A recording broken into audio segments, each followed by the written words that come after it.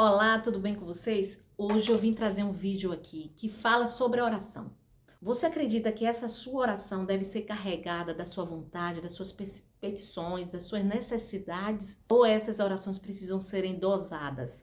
Tipo, você colocar suas necessidades, mas também você ouvir as orientações de Deus. E com base nesse questionamento, nessa reflexão, eu vim trazer duas histórias. A história do rei Ezequias e a história do próprio Jesus, quando ele vai até o jardim do Getsêmani e ora ali antes mesmo de ser crucificado. Quando o rei Ezequias, ele recebe do profeta Isaías a sentença que Deus tinha dado, uma sentença de morte, onde ele estaria ali com a enfermidade e que ele iria falecer. Mas antes de entregar essa sentença, o próprio profeta passa uma orientação que Deus deu para que ele colocasse a casa dele em ordem. Porque viria essa doença, ele iria morrer. E o que o rei Ezequias faz? Ele se volta para a parede, começa a chorar e orar ao Senhor. Ele começa a apresentar como ele tinha se comportado até aquele tempo em prol do reino de Deus. Pois ele era um rei que trouxe o nome do Senhor em evidência. Ele avivou uma geração através da sua conduta, através das suas orações, através da sua fé. Entretanto, ele estava pendente quanto à família. Por isso que o Senhor o advertiu, o orientou a colocar a sua casa em ordem. Quando ele faz essa oração em que ele se justifica, onde ele se apresenta como um homem que honrou o Senhor, porque ele sabia que Deus respeitava princípios e respeita princípios. E quando ele começa a alegar, ou seja, quando ele começa a dizer que ele semeou no reino, ele sabia que o próprio Deus tinha uma recompensa sobre isso. E automaticamente o próprio Senhor ouve as suas orações e ordena que o profeta retorne e lhe informe que seriam acrescidos mais 15 anos. E o que aconteceu com Ezequias? Ele realmente foi curado. O Senhor acrescentou mais 15 anos. Só que o rei, ele não cumpriu o que Deus orientou. Coisa totalmente diferente de Jesus.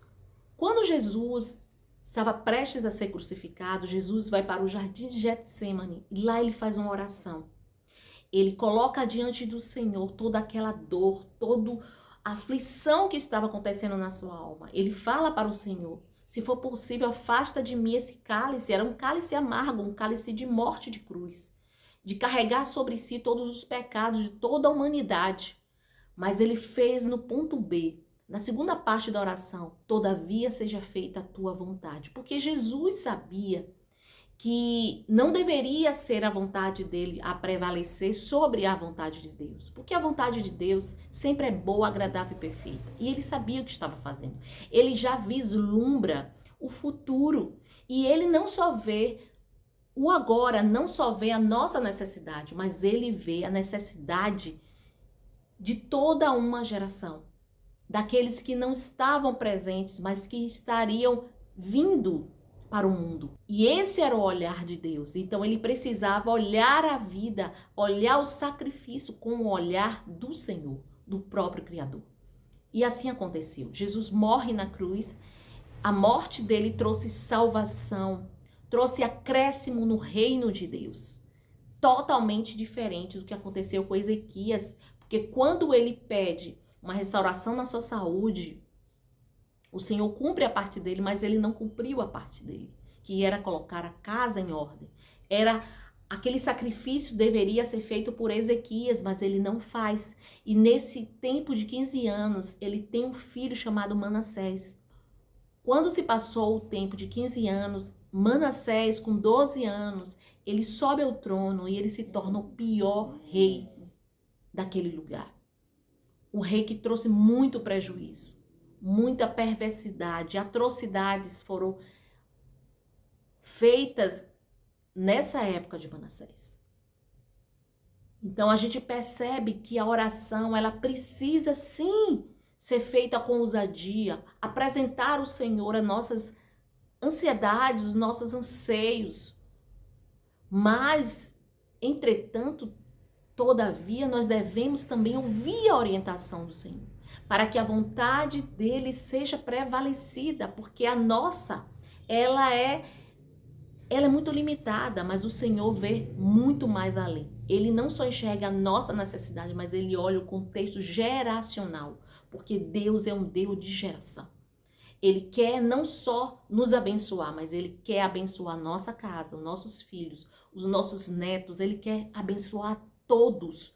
Por isso que na oração, você coloque-se diante do Senhor as suas necessidades, mas não esqueça de ouvir as orientações do Senhor, porque a oração não é uma via de mão única, mas ela precisa ser uma via de mão dupla, onde você apresenta, mas você também precisa ouvir e seguir as orientações de Deus para que não só você seja abençoado, mas toda a tua casa, toda a sua geração, porque essa é a vontade do Senhor, não só te abençoar, mas abençoar a todos, em nome de Jesus. Então aproveite esse final de ano. Você que vai estar em família, esteja ali, perdoe, ore pelos seus familiares, abençoe-os, porque o Senhor não só quer te abençoar, mas quer abençoar toda a tua família. Seja sábio e você verá a vontade do Senhor prevalecer sobre a vida dos seus.